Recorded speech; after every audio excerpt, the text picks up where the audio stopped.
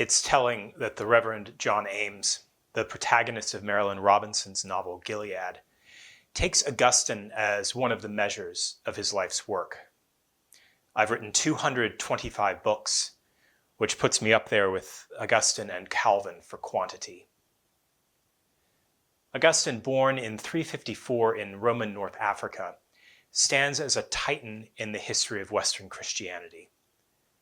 He moved from the provinces to the imperial center, Milan, where he was a teacher of rhetoric. Coming under the influence of that city's bishop, Ambrose, he converted to Catholic Christianity, was baptized, and returned to North Africa, eventually being made Bishop of Hippo. In that role, he set himself up as a fierce defender of Catholic Christianity against various sects, Donatists, Manichaeans, Pelagians. These defenses, along with his volumes of letters, sermons, treatises, and scriptural commentaries, ensured his legacy through the medieval and early modern periods, and indeed into our own present. But it's his autobiography, the Confessions, that serves as a first point of contact for so many. If in his treatises we find blistering criticisms of those he attacks, he doesn't spare himself in his own Confessions. A work of supreme introspection, it traces his life from his birth, detailing his movement toward and away from God, the time spent in the intellectual and spiritual cul-de-sacs of Manichaeism and Neoplatonism, and his own struggle to overcome the banality of sin, his pride in intellectual achievements, his joy in being at the center of things, the pleasures of sex, even the theft of a single pear in his youth.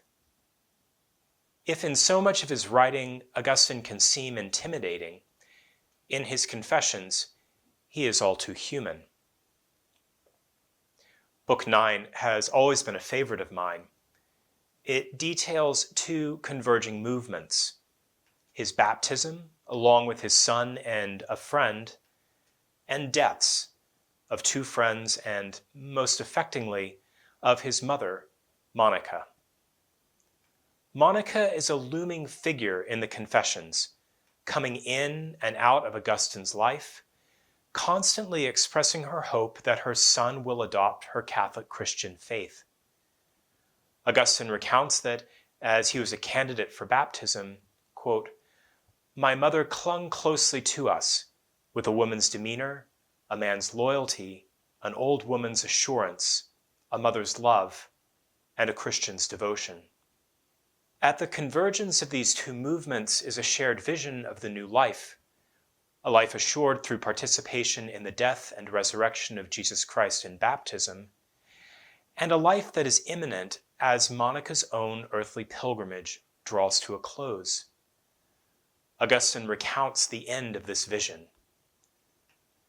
Suppose this were to be prolonged and other visions of a far lesser kind were to be taken away, and this single vision would ravish and draw in and hide in its inward joys the one who sees it, so that life without end would be like this moment of understanding was, for which we've sighed.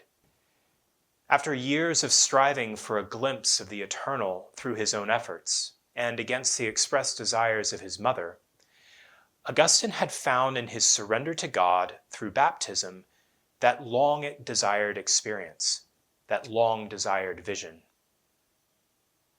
This is the Augustine I pray with, restless and wrestling, moving forward and backward, intimidating in his intellect, but so very human in struggling to simply let go. It was in finally surrendering, in finally entering into the resurrection life and baptism, that Augustine finally saw the joy of that new life, the joy of a life resting in God.